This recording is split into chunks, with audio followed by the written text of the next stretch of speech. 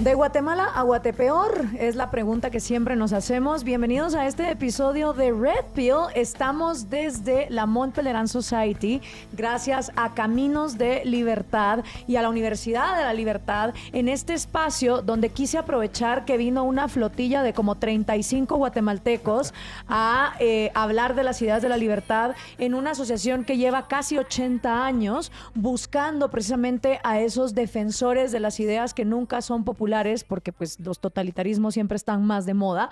Así que quiero agradecerles por estar acá. José Fernando Orellana, abogado, gran amigo. Hemos tenido miles de batallas juntos en Radio Libertópolis y también fuera del aire. También agradecerle a Abundio Maldonado, que está aquí con nosotros. Abundio, abogado, empresario, patriota, futuro candidato presidencial para Guatemala. También Marisa Jarquín. Marisa, un gustazo. Gracias por estar acá. Directora de Sé Libre y de Guate Libre. Así que muchísimas gracias. ¿Cómo se la han pasado, Abundio, en esta Mont Pelerin? Extraordinariamente bien, Gloria. Me da mucho gusto verte después de Gracias. tanto tiempo cuando estuvimos en la Marro. Sí. Aquí aprendiendo mucho, pero principalmente con ganas de ejecutar y hacer un cambio y convertir de Guatemala a Guatemejor. Ojalá. Sí, como aquella campaña que había de Guateámala, que me recuerda tantas buenas cosas. Y sí, Marisa, ¿tú qué tal? ¿Es tu primera Mont Pelerin? Sí, es mi primera Mont Pelerin. La verdad, nunca me imaginé ni siquiera estar en una, y el estar ha sido una experiencia increíble. De verdad, con toda gente heroica, defensora de la libertad. Yo creo que esto inspira a todos los que estamos acá a seguir defendiendo esta línea. José, ¿qué tal? Súper, yo me quedo con lo último que mencionaba Marisa. La verdad que tener este espacio de 3 días para compartir con gente que, pues a ver, comparte en la medida de lo posible los mismos principios y valores y tiene las mismas preocupaciones y poder discutir realmente cómo podemos llevar esas ideas a la práctica es súper enriquecedor. Así que con ganas de ver justamente que esto sirva para que lleguemos a Guate a donde realmente la queremos llevar. Buenísimo, pues les cuento que ya es la tercera vez que tengo chapines en este podcast. Primero tuve a Stephanie Brolo, que es una gran artista guatemalteca, a Ruby Cohen, que es una tanatóloga que está redefiniendo la manera de hacer funerales, y ahora los tengo a ustedes. Y la verdad que yo llevo 7 años viviendo en México. Mucha gente no lo sabe porque estoy ahí en la Siberia cibernética, shadowbaneada por todas las redes, por defender la libertad de mercado y la libertad económica. Y la verdad es triste porque Guatemala no le importa a nadie. O sea, aquí en México lo que pasa en Guatemala, la verdad, no es relevante. Y si no es relevante para nuestro vecino del norte, no me quiero ni imaginar lo que es a nivel internacional. Y creo que una gran ventaja de ser guatemalteco es que como somos un país tan chiquito, sí se nos enseña a ver hacia afuera y a ver lo que está pasando en Estados Unidos y en Europa y en México. Y hay grandes pensadores guatemaltecos precisamente porque no nos creemos el ombligo del mundo. Y a veces cuando estamos adentro de Guatemala vemos los problemas aquí, y cuando les damos un poco de perspectiva podemos, no sé, tener esperanza de que las cosas sean mejores. Pero yo les quiero preguntar a ustedes, ¿cómo va Guate? Porque tuvimos 3 gobiernos nefastos de derecha, ¿no? Tuvimos un militar que sacamos del poder, Pérez Molina, luego intentamos con el comediante evangélico, Jimmy Morales, después estuvo Yamatei, entran con una súper popularidad, terminan fatal. Lo hablábamos desde siempre en Libertópolis, si la derecha no se pone las pilas, ahí va a venir el lobo. No hicieron caso y ahora está la izquierda radical gobernando o desgobernando el país. ¿Cómo está la cosa?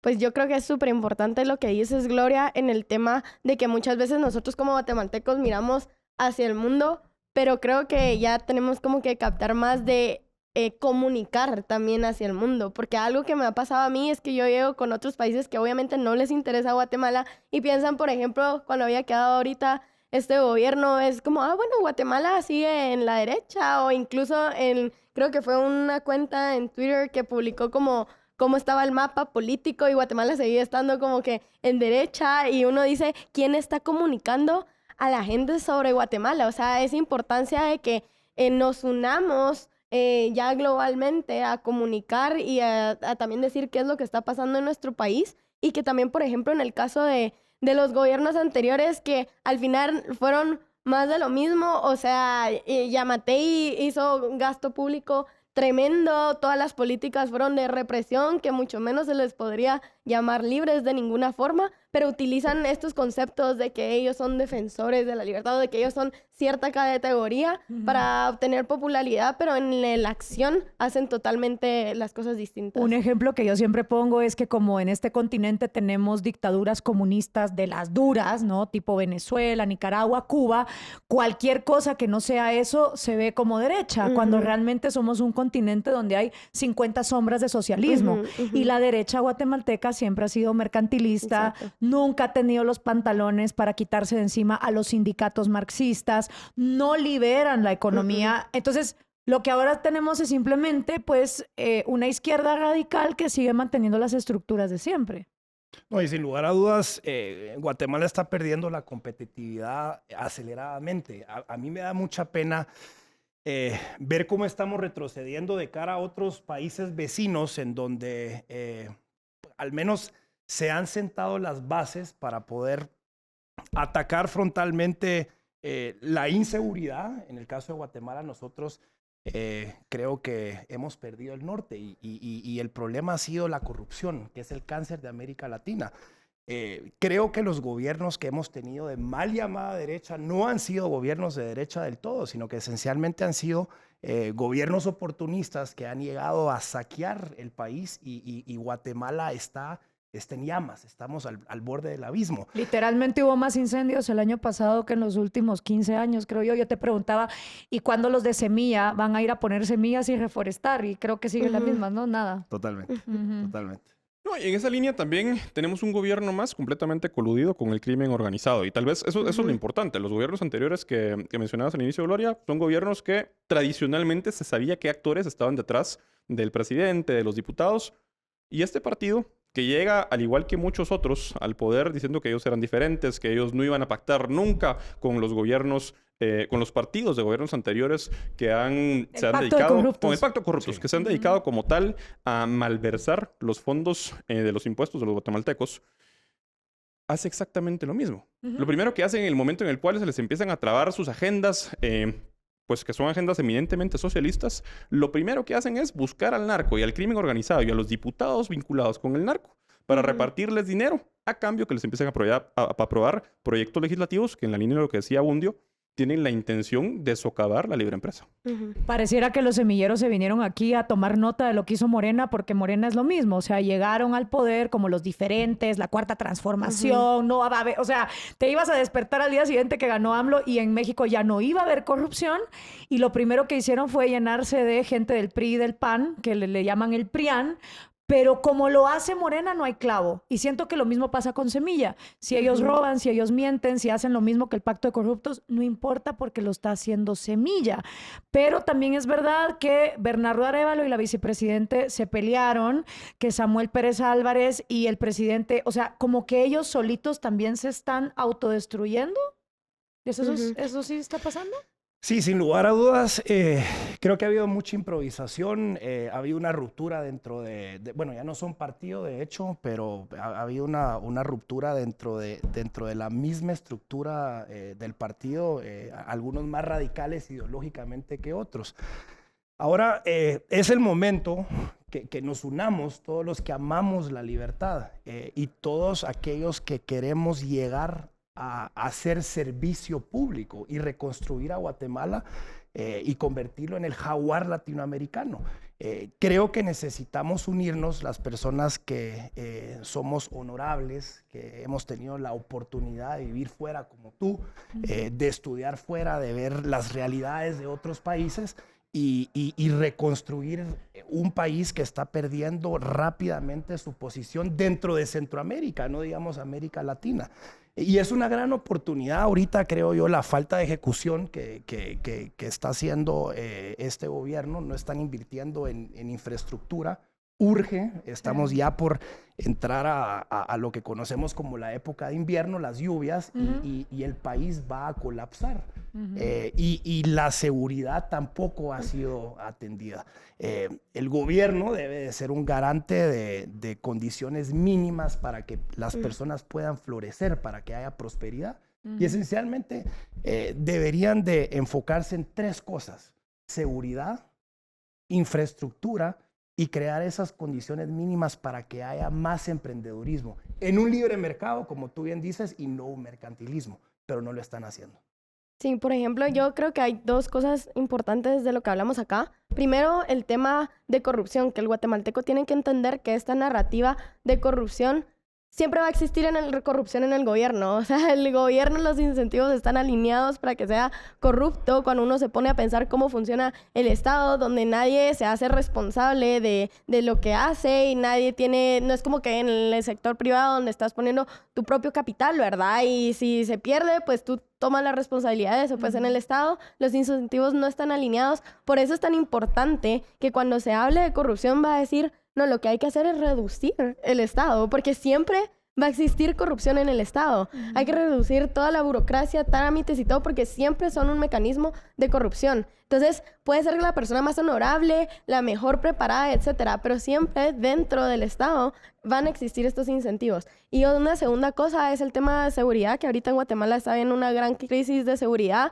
y ya el gobierno mandó a decir el tema de regulación de armas, que hemos estado luchando ahorita estas últimas semanas bastante con eso, porque también hay que darle a entender al guatemalteco de que no solo el Estado debe ser garante de tu seguridad, porque como decía Benjamin Franklin, si no estoy mal, o sea, no vas a cambiar tu libertad por seguridad, al final terminas perdiendo las dos cosas. Entonces, al final de cuentas, que creo que es un poco lo que está pasando en El Salvador, también tenemos que empoderar a la gente, decir, tú también puedes ser responsable de tu propia seguridad y el defender sus derechos, un derecho tan importante ahorita como es el tema de armas, que incluso es una gran parte de la población civil que tiene armas legalmente y sigue la ley y está haciendo uso correctamente de ellas y se les está atacando. Sí, no, tenés toda la razón. Lo primero que hacen los dictadores es quitarle las armas a la población. Lo hicieron en Cuba, lo hicieron en Venezuela y después no tenés ni palos para irte a defender cuando quieren ir a por lo tuyo.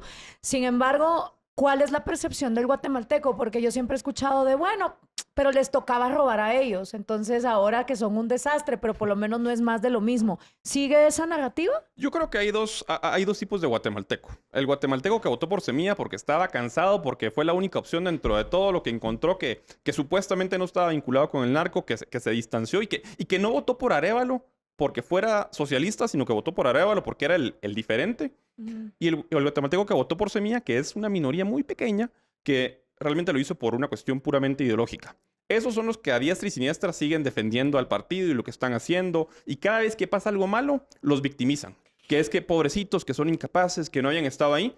Y a mí realmente esa excusa de victimización y justificación de absolutamente todos los problemas que este gobierno está teniendo y la falta de ejecución de cualquier cosa, porque no están ejecutando ni seguridad, ni infraestructura, nada. No está pasando absolutamente nada.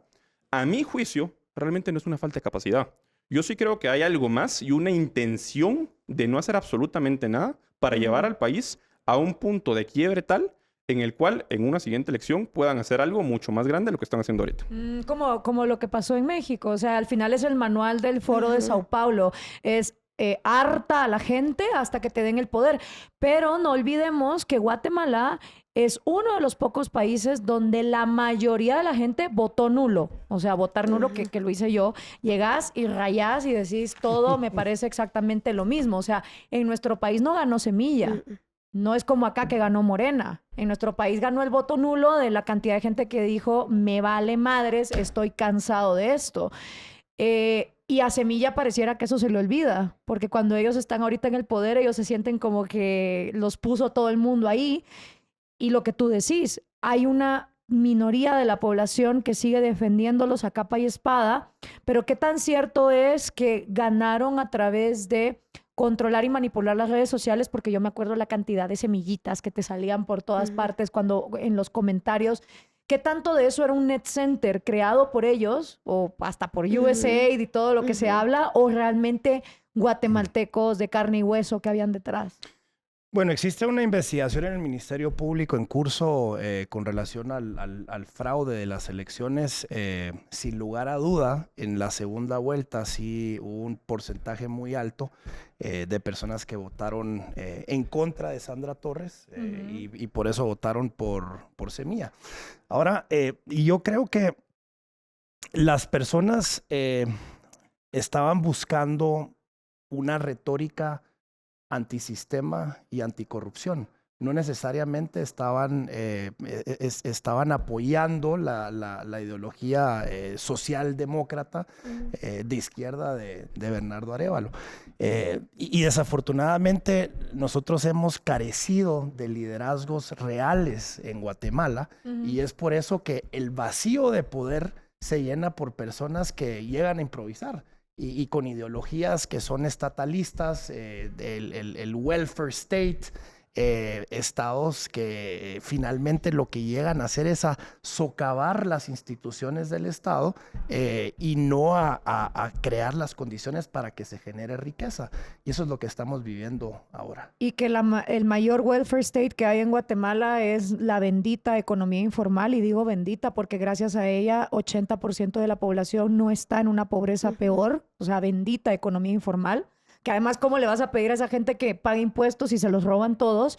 Y las remesas, que ahora se van a ver muy afectadas porque Trump va a empezar a mandar gente de vuelta. Eso es lo que realmente sostiene al país, las remesas y la economía informal, porque lo otro no hace absolutamente nada. Pero me parece interesante que ante esta dinámica, Marisa, de haber hablado de vamos a hacer los que no se corrompen, pero esto es lo que siempre dicen todos los gobiernos. O sea, yo me acuerdo, Jimmy Morales ganó con ni corrupto ni ladrón. Pérez Molina, mano dura. O sea, pareciera que en Guate, si vos te plantás diciendo yo voy a acabar con la corrupción, ganás, no la acabás, la multiplicás. La gente se harta porque en menos de un año pasan los números del 60, 70% de aprobación al 20 y pico. Y entonces salen con el renuncia ya. A veces lo logran, pero nunca se sigue con el cambio de reglas.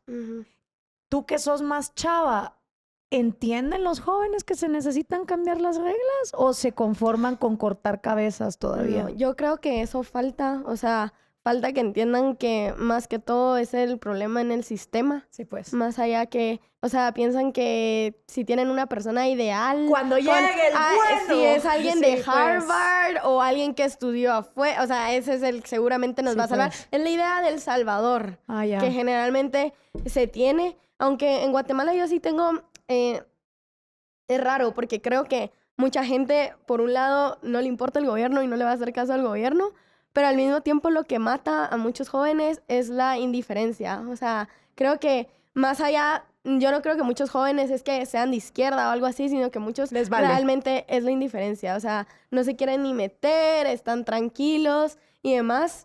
No es como que sean con una ideología precisa. Eso en parte, pues, es bueno para no caer, digamos, en como en otros países que tienen una juventud altamente izquierda, pero también es malo porque cualquiera llega, hace lo que quiere y no hay pronunciamiento. Y yo creo que es importante lo que decían, el tema de las elecciones y la limpieza en el TCE, porque al final de cuentas hay una desconfianza hacia estas instituciones también. Yo creo que sí se tiene que seguir estos procesos de investigación. Hay inconsistencias que se tienen que esclarecer, porque si no será, o sea, otra vez lo mismo. Cualquier político, cualquier Salvador va a poder ir a manipular estas instituciones como quiera y no van a ser realmente independientes. Entonces sí se tiene que buscar eso. Ahora, José, a mí el gran favor que me hizo Semilla como candidata independiente que quiero ser es que demostró que no hay manera, lo que decía Marisa, de hacer un partido en Guatemala de manera limpia.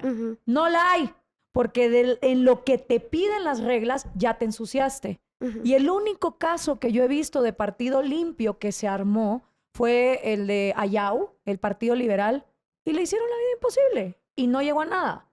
Entonces mi pregunta es, si Semilla nos hizo el gran favorzote de demostrar que hasta ellos, que eran los impolutos, falsificaron firmas y su partido es un asco, ¿ya el guatemalteco entendió que seguir defendiendo el monopolio de partidos es una tontería? ¿O siguen con la necedad de que hay que tener un partido para llegar al poder? Yo creo que hay tres temas ahí, Gloria. El primero es que el guatemalteco, por lo menos el guatemalteco políticamente consciente, es un guatemalteco de coyunturas. Y básicamente se enciende una llamarada de un tema y vamos con ese tema y se van olvidando los grandes temas de largo plazo. Y mantener esa consistencia que, dicho sea paso, tú la has mantenido de insistir en la reforma, la ley electoral y de partidos políticos. Hasta que me maten. O sea, Ese va a ser mi pan de cada día.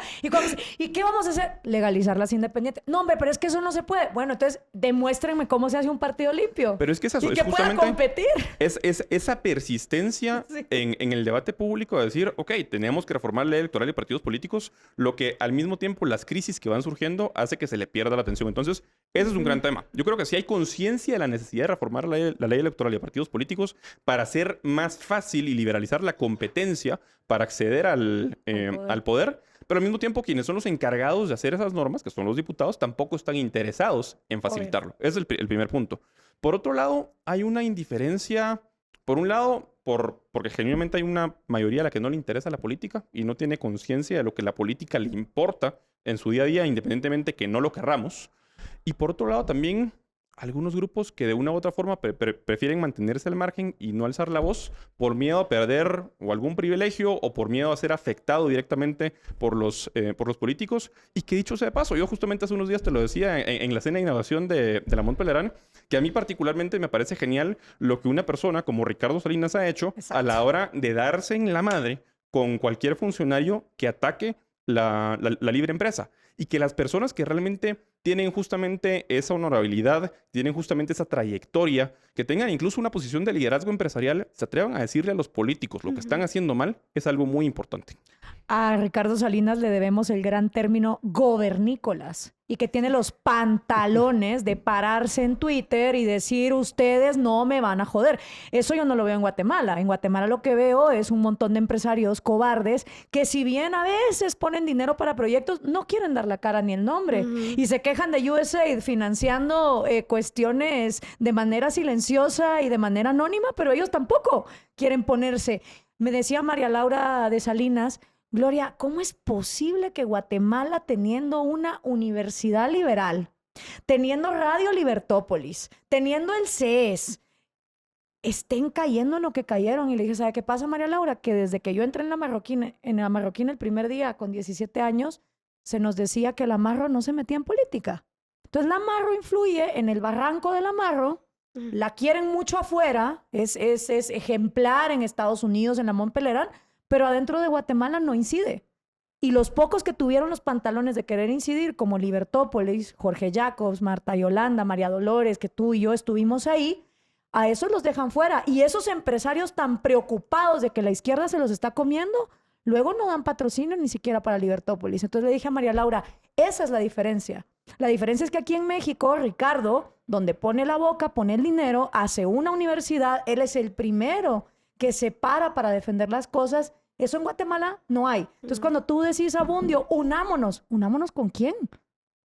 Mira, tienes toda la razón que ha existido mucha apatía y yo creo que en este momento las cosas están cambiando y aquellos que tenemos la valentía de declararle la guerra a las mafias, porque lo que ha existido es un monopolio de las mafias. Que han venido gobernando al país durante décadas. Pero cuando personas intachables que han tenido trayectorias profesionales, que han tenido trayectorias empresariales, académicas, de prestigio, de éxito, damos el paso al frente, vamos a comenzar a generar esa esperanza. Pero prepárate porque te van entonces a buscar la mancha en el saco. Sin duda. Porque lo que pasa en Guatemala es que cuando sos intachable, cuando sos consistente, entonces te quieren joder la vida por cómo te ves, quiénes son tus amigos. O sea, el guatemalteco en esa olla de cangrejos, al que se atreve a pararse enfrente, que toda su vida ha tenido una carrera consistente, a ese lo hacen pedazos por querer ser diferente. Que ojalá tuvieran ese mismo cuero con los que les están robando en el Congreso. Entonces, yo solo te digo, prepárate y qué bueno que lo estás haciendo, pero además, ¿quién va a estar detrás tuyo? Y que tenga realmente el respaldo de defenderte, porque eso es bien importante. Y además, a mí me reconviene que se legalicen las independientes para que tú, yo y quien quiera se pueda lanzar de candidato presidencial y si los partidos son tan buenos, que lo demuestren compitiendo. O sea, a mí me parece que esa libertad de competencia de que te inviten a los debates, cuando aquí los presidenciables ni siquiera van a los debates, eso es lo que va a generar. Y que genuinamente te pares al frente y los demás te apoyen, ¿no?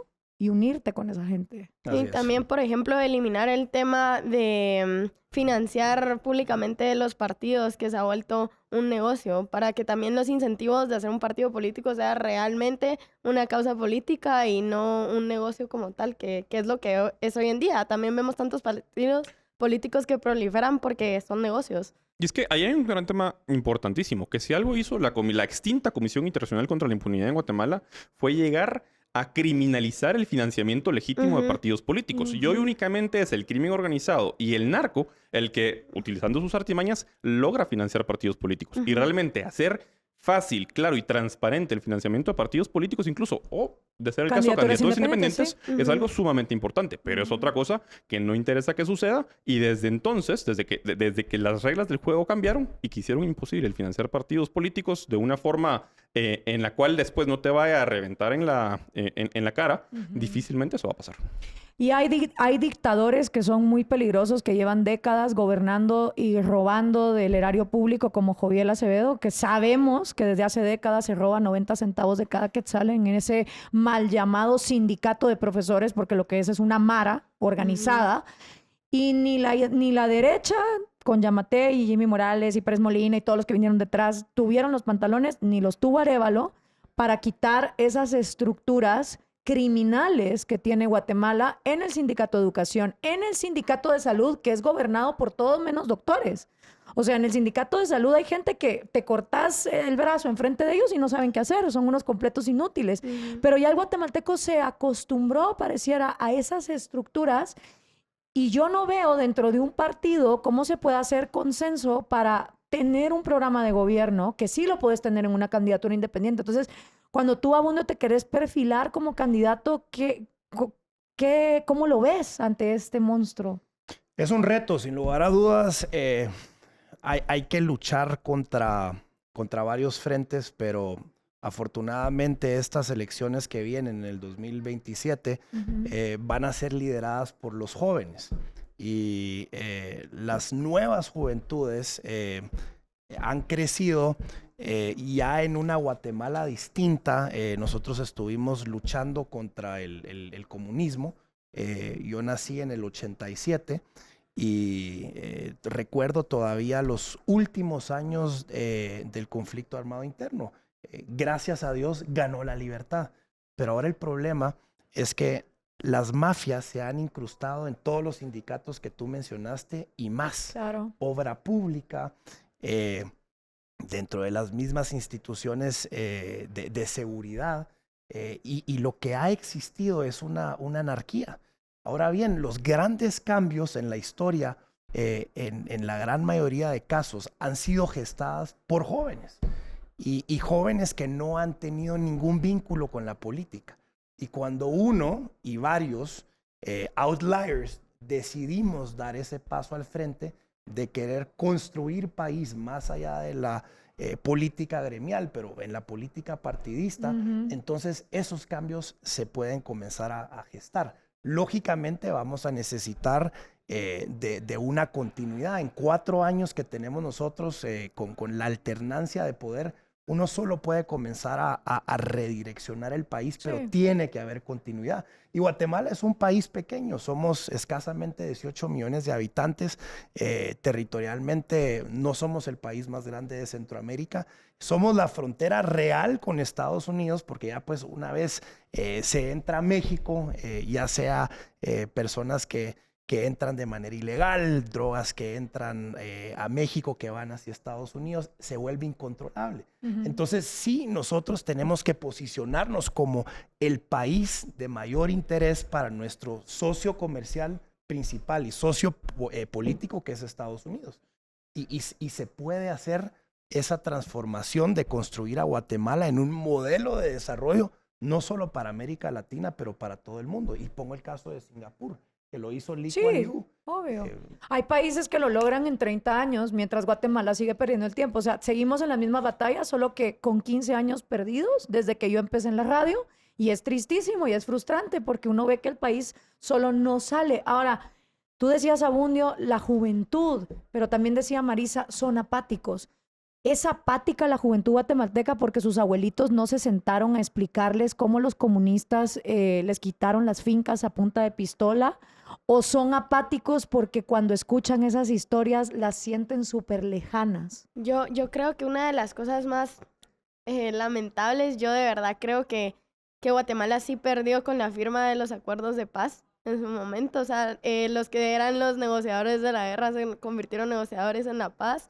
Y después, ¿qué pasa ahí? Tomaron todo, o sea, las instituciones, la educación. Entonces, desde chiquito, o sea, incluso en Guatemala, es cierto, hay un montón de escuelas, colegios privados, y se dice que Guatemala, wow, tiene un montón de porcentaje de gente en privados, pero al final todos están igual regulados por el Ministerio de Educación. Entonces, ni siquiera es como que sean independientes realmente. Entonces, la receta a los jóvenes fue un coco wash tremendo al final de cuentas, con estas ideas estatistas y que tal vez los jóvenes no se las tragaron, pero tampoco conocieron estas otras ideas de la libertad, de qué es defender estos principios, de que qué puede pasar si pierdes la libertad. Y yo creo que ahí viene esa apatía que realmente no... Dos cosas ahí de lo que decís. Álvaro Arzú, papá, nos fue a dar clase una vez a la Marro porque su hijo era contemporáneo mío y entonces habló de los acuerdos de paz que él firmó. Y entonces él decía, no, pues es que había de dos. O yo aceptaba la lista de Santa Claus donde todos los sectores se pusieron yo quiero este dinero, yo quiero este terreno, yo quiero esto, yo quiero lo otro, o la paz no se firmaba. Y yo quería que la paz se firmara porque como candidato y presidente, ese era mi legado. Entonces, su obsesión por dejar un legado, bueno, porque creo que fue el último presidente que dejó lo que prometió que iba a hacer, ¿va? De ahí en adelante no sé. Su obsesión por dejar un legado hizo que como Poncio Pilato se lavara las manos y dijera, Dios, ahí los dejo con esta lista de Santa Claus que nunca nadie va a cumplir. Y eso generó un resentimiento porque ni las PAC, ni las mujeres viudas, abandonadas, ni todo lo que se pone en esos acuerdos de paz, jamás recibieron ese dinero. Hay algo lo que decía Marisa, que yo creo que está cambiando. Lo que es más, ya cambió y tenemos la oportunidad de capitalizar. Hace unos días justamente lo mencionaba un speaker en la inauguración de la Mont Pelerin, y es que tenemos que seguir la misma estrategia que los socialistas han sido muy hábiles en utilizar de posicionar la narrativa de las ideas que defendemos y que realmente surjan cada vez más voceros de buenas ideas que por medio de la tecnología se puedan difundir. Pero tú desde hace muchísimos años has hablado acerca de cómo la tecnología se puede utilizar para pues potencializar la difusión de estas ideas y lograr aterrizar las ideas de la libertad de un contexto sumamente académico a el día a día de cada guatemalteco, entender, y de cada ciudadano del mundo, entender que la libertad y el respeto al proyecto de vida de cada persona es la agenda del liberalismo como tal, y lograr bajarlo a tierra por medio de estos espacios, por medio de TikTok, de Twitter, de la red social que sea, y que ese contenido le llegue a los jóvenes, es algo que influye. Y lo hemos visto, por ejemplo, con la elección, nos guste o no, de Donald Trump en Estados Unidos, con la elección de Javier Milei en Argentina, en la que al final, pues sí, fue una mayoría joven e inconforme que, pues por primera vez, no se dejó convencer por las ideas socialistas, que le llegaban por medio de un bombardeo masivo por redes sociales y que le empezaron a llegar ideas que consideraron correctas. Creo que ganar esa batalla es donde tenemos que saber movernos nosotros para que eso pueda pasar y que esa mayoría joven que va a votar en la siguiente elección realmente vote por esas buenas ideas y no vote por ejemplo, un presidente como Bernardo Arévalo o alguien más radical que le prometa el cielo, el mar y las estrellas y en última instancia termine socavando la institucionalidad del país. Sí, porque al final Bernardo Arévalo ganó con esa estrategia que fue la de manipular las redes sociales, que ojo, la ventaja que tiene Guatemala es que hoy por hoy ya es una realidad lo que yo decía en 949 hace 15 años. Va a llegar un día donde todo guatemalteco va a tener internet en su celular. Y me decían, ¿cómo vas a creer, blanca privilegiada, que no se le calla la? Y yo, va a pasar y ya llegamos ahí. Entonces, la ventaja de las candidaturas independientes es que vos podés llegar a través del teléfono, eso sí, a poblaciones que están descalzas, a veces no tienen agua, no tienen carretera, pero tienen internet.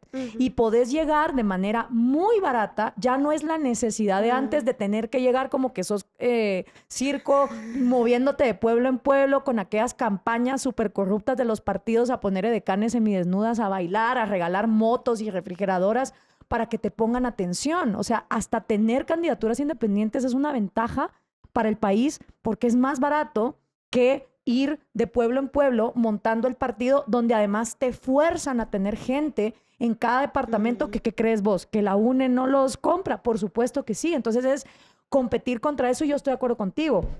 Bernardo Arévalo ganó como un solo vino, que nadie sabía quién era un año atrás. ¡Pum! Montó estrategia en redes a través de NetCenters y ganó aprovechando que la mayoría votó nulo. Entonces, ¿cómo ahora aprovechamos esa ventaja? Yo quisiera creer que las cosas están tan mal que finalmente Guatemala va a hacer los cambios que se necesitan, porque las oportunidades también las he visto perderse. Cuando mataron a Rosenberg, fue un excelente momento de reformar la ley electoral y de partidos políticos. Cuando quitaron a Pérez Molina y Roxana Valdete, otro gran momento. Entonces, ojalá que este hartazgo venga acompañado de la reforma al sistema y entender que un buen héroe, pues no sé, o sea, ¿será que si alguien como Luis Bonán, porque también vivir en el extranjero no te da la garantía de que tengas las ideas correctas? Luis Bonán es como nuestro Elon Musk, lo único es que es socialista. Y si se tirara de candidato, no sé, capaz que queda, ¿no? No, incluso yo sí tengo una fe en estas futuras generaciones y creo que justamente, como mencionabas, lo hemos visto con estas candidaturas como ejemplo de Argentina, que creo que la situación que estamos viendo mundialmente iba tan mal que les está afectando principalmente a los jóvenes y es una oportunidad de que quieran ese cambio y ver hacia esas ideas. Ya se dieron cuenta que la píldora del estatismo no funciona y yo creo que sí es una buena oportunidad incluso en Guatemala para aprovechar este momento. Sin duda, y es el voto antisistema. Hay que reformar las instituciones, pero para reformar las instituciones necesitamos de personas que tengan las intenciones correctas, que tengan las ideas correctas en el Congreso, más allá del Ejecutivo, y también los necesitamos en el organismo judicial, en todos los poderes de Estado. Entonces, veo que esta nueva generación, la generación de los 20 a los 30, muchos se están preparando. Y me ha sorprendido también ver jóvenes en sus 17, 18, 19, 20 años que se están interesando más por el acontecer nacional. Qué bueno. Y creo, Gloria, que hay esperanza, definitivamente. Esta seguidilla de malos gobiernos lo que nos están haciendo es pavimentando el camino para que las mejores personas, los mejores guatemaltecos, participemos y vayamos al frente de esa transformación que necesita el mundo entero. Ya tenemos el ejemplo, como decía Marisa, de Javier Milei, que esencialmente vino y rompió con el peronismo, que lo tenía que hacer, algo que parecía imposible, pero llegó con cambios radicales a reducir el gobierno, a combatir la corrupción, a liberar el mercado, y Argentina entonces está agarrando nuevamente ese curso. Entonces tenemos que subirnos nosotros en esa ola de cambio y hacerlo rápidamente. Pues muchísimas gracias, José, Marisa y Abundio. Nos quedamos ya sin tiempo. A mí me encantó hacer este podcast de Red Pill sobre Guatemala porque ustedes vinieron acá a México, pudieron ver lo que es la Mont Pelerin, las ideas que en México se mueven y poder entonces llevar un pedacito de luz y de esperanza de regreso a Guatemala con lo que aquí se discutió, entender por qué uno es necio en lo que es necio y en mi caso personal, por qué insisto en lo que insisto, porque yo ya lo viví. Yo vi también cómo a mis compañeros en el MCN los partidos los utilizaron y al final los dejaron fuera del Congreso, en la cantera. Entonces no es por gusto que uno diga este modelo no funciona y hay que pensar en algo diferente. Y si otros países están logrando romper el modelo, pues entonces Guatemala también lo puede hacer. Muchas gracias a Abundio, Marisa y José por estar aquí con nosotros. Gracias a ti. Gracias por el